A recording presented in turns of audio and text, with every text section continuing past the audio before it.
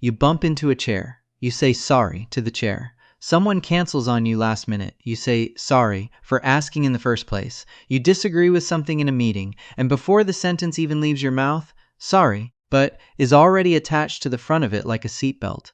Someone bumps into you on the street, clearly their fault, and somehow you're the one who says sorry first. And here's the part that's easy to miss. You're not actually sorry. Not really. Something in you just needs the air in the room to feel settled before you're allowed to keep existing in it. You'll probably tell yourself it's just politeness, manners, being considerate, good upbringing even. And maybe some of that's true, but check how often you say it. Check whether you say it before anyone's even upset. Check whether you say it in empty rooms, to inanimate objects, to customer service reps, who are clearly the ones who made the mistake. If that sounds familiar, you've probably been handed the explanation everyone gets handed. You're just a nice person. You're considerate. You care about people's feelings. Fine. Except a lot of people who apologize reflexively as adults were not gentle, easily shaken kids.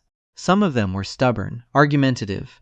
The kid who negotiated bedtime like a union rep, who had an opinion about everything and wasn't shy about sharing it. And now they're the adult who apologizes to a vending machine for taking too long to decide what snack to buy. So if just being nice doesn't explain the stubborn kid who grew into the adult who apologizes for existing, what actually happened in between? Go back further than most people are willing to go. This usually isn't about digging up trauma, nothing dramatic enough for a case file, just an ordinary childhood where the emotional weather changed without warning. Maybe a parent whose mood you learned to read before you could read a clock. Maybe someone who wasn't unkind, just unpredictable, fine 1 hour, sharp the next, and you never quite knew which version was walking through the door when they got home. Maybe it wasn't even a parent. Maybe it was a house where one person's stress became everyone's job to manage. And a small nervous system, one that hasn't developed language for any of this yet, starts running its own private experiment. How do I keep the room calm before it isn't? Not consciously, not with words, just a slow, constant recalibration, like adjusting the volume on a radio that keeps drifting off station. This is roughly the territory attachment researchers have been mapping since the 1970s, starting with psychologist Mary Ainsworth and her strange situation experiment. A parent leaves the room, a stranger comes in, the parent returns. Researchers just watch what the kid does. Most kids fall into a few predictable categories. Some cry and settle fast once the parent's back. Some can't settle even with the parent right there. But there's a smaller, quieter group that doesn't just settle when the parent returns. They perform. They check the parent's face first, before anything else, the way you'd check the sky before deciding whether to bring an umbrella. They adjust their own behavior to match whatever mood walked in through that door. Calm if the parent's calm. Small and careful if the parent isn't. For years that got read as good behavior. A well-adjusted, easy kid who just read the room well and didn't cause problems. Low maintenance in the way parents love to brag about at dinner parties. Then later attachment researchers went further and looked at what these kids were actually tracking underneath that composure. And it wasn't the room in general. It was the adult's face, specifically, constantly. Like a radar that never turned off, scanning for the first flicker of irritation, disappointment, or withdrawal, so they could get ahead of it before it landed on them. That's not politeness. That's surveillance dressed up as good manners. An unpaid full-time role a small kid never signed up for. Because a kid doesn't consciously decide to become the family's emotional weather forecaster. Nobody's signing a contract at age 5. It happens more like calibration. If staying agreeable and small kept things calm, the nervous system learns. Agreeable equals safe. If having a need, an opinion, or a reaction ever preceded someone pulling away, sighing, or getting sharp, the system quietly files that under cause of the problem, even when the kid was never actually the cause of anything. Even when the real source was a stressed adult carrying problems that had nothing to do with them at all. Fast forward 20, 30 years, and that kid is now an adult who's easy to work with, easy to date, easy to be around. Conflict averse in a way people genuinely compliment. You're so easygoing. You never make things difficult.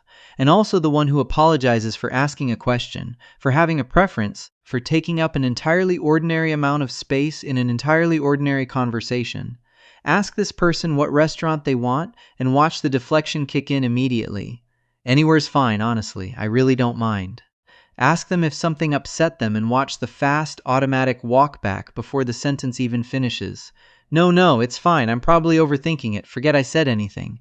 Watch them apologize for crying. Watch them apologize for being sick. Even their apologies apologize for existing. Sorry, ignore me. That was stupid. At work, this looks like taking on tasks that were never theirs, just to avoid the 3 seconds of discomfort that come with saying no.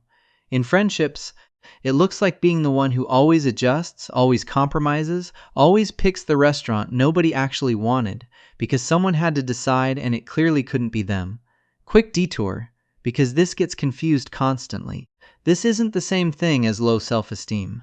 Low self-esteem is thinking you're not good enough. Plenty of chronic apologizers know exactly how competent, smart, or capable they are. That's not the wound. The wound is believing that having a normal reaction is dangerous to the people around them, regardless of how they privately feel about themselves. You can think you're brilliant at your job and still apologize for asking your boss a clarifying question.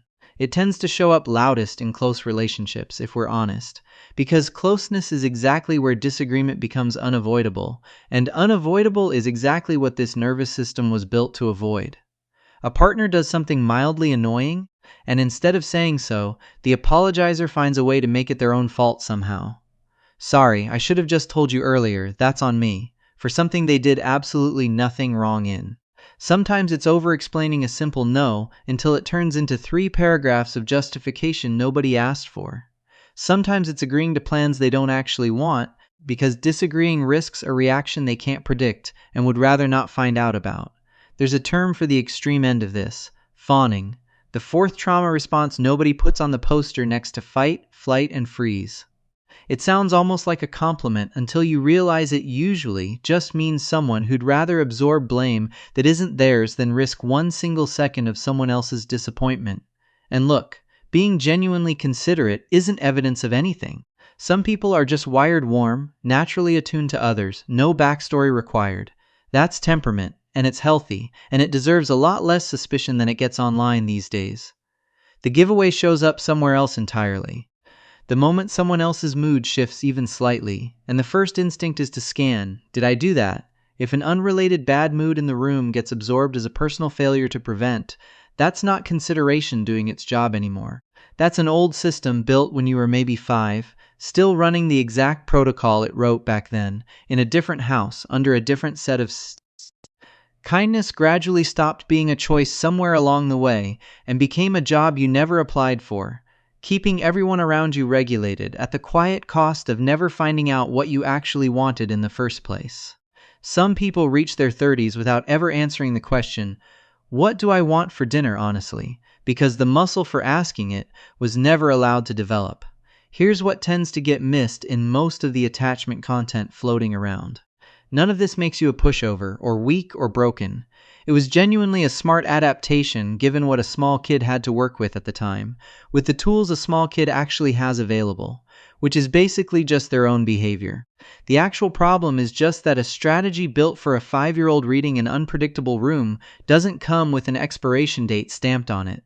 Nobody hands you a memo at 18 saying you can stop now. So it keeps running unnoticed at 34, apologizing to a waiter for sending back a wrong order that was never your mistake to begin with. It keeps running in job interviews, in friendships, in relationships with people who would in fact be genuinely fine hearing an honest opinion if you ever gave them the chance to. If any of this landed a little too accurately, that's worth paying attention to, not spiraling about. Notice the next time sorry leaves your mouth before you've even registered what you're apologizing for. Notice what happens in your chest right before you agree to something you didn't actually want. That reaction has history behind it. Decades-old data still running the calculations in the background, using information that was accurate once and hasn't been updated since.